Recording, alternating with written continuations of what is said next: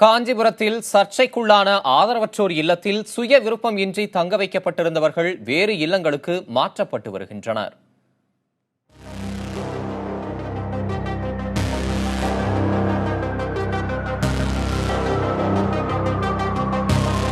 காஞ்சிபுரம் மாவட்டம் பாலேஸ்வரத்தில் செயல்பட்டு வருகிறது முதியவர்களுக்கான ஆதரவற்றோர் இல்லம்.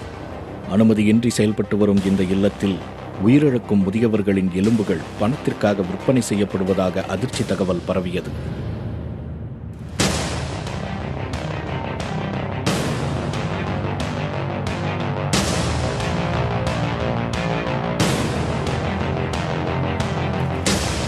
இது தொடர்பாக மேற்கொள்ளப்பட்ட ஆய்வில் அங்கு பல்வேறு அடுக்குகளை கொண்ட வேறுபட்ட வடிவிலான பிண அறை இருப்பது கண்டுபிடிக்கப்பட்டது.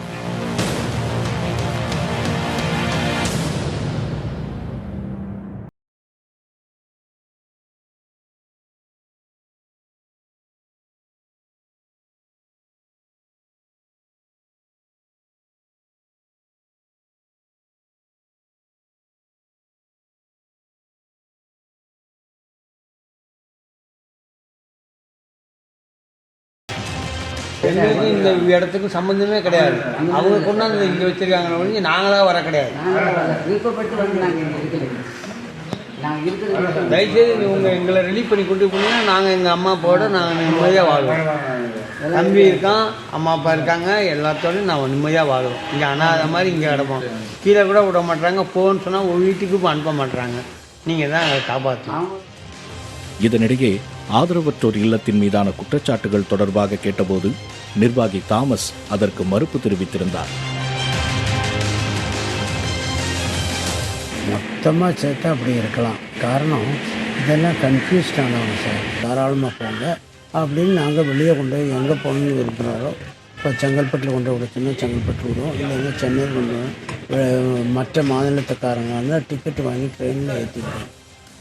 சர்ச்சை விஸ்வரூபம் எடுக்க அங்கு வருவாய்த்துறை, சுகாதாரத்துறை, மாசு கட்டுப்பாட்டுத்துறை உள்ளிட்ட 6 துறைகளைச் சேர்ந்த அதிகாரிகள் ஆய்வு மேற்கொண்டனர்.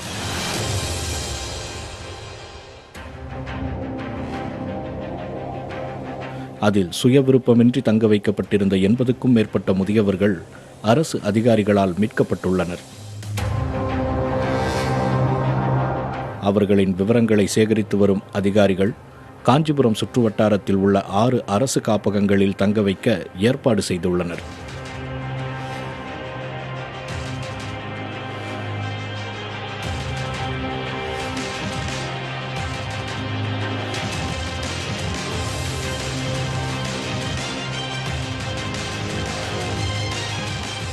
மீட்கப்பட்டவர்களில் நோய் பாதிப்பு உள்ளவர்களை கண்டறிந்து சிகிச்சையும் அளிக்கப்பட்டு வருகிறது.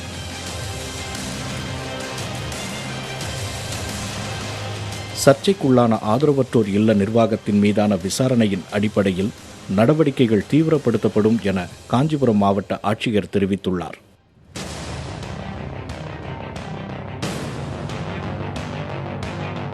ஆதரவற்றோர் இல்லம் பற்றி உலவும் சர்ச்சைகளும் அதன் நிர்வாகத்தின் மீது வைக்கப்படும் குற்றச்சாட்டுகளும் பல்வேறு கேள்விகளை எழுப்பும் நிலையில் அரசு மேற்கொள்ளும் நடவடிக்கைகள் மூலம் மர்மங்களுக்கு விடை கிடைக்கும் என எதிர்பார்க்கப்படுகிறது.